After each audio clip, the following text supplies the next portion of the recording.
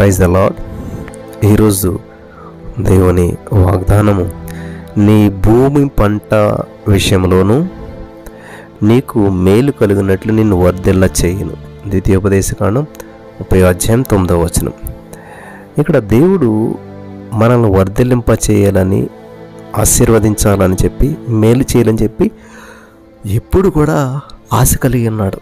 మరి మనం దాన్ని ఎప్పుడు స్వతంత్రించుకోవడం అంటే నమ్మినప్పుడు. కాబట్టి నీ భూమి పంట విషయంలోనూ నీకు మేలు కలిగినట్లు నిన్ను వర్ధిల్లింపచేస్తూ ఉన్నాడు అంట దేవుడు.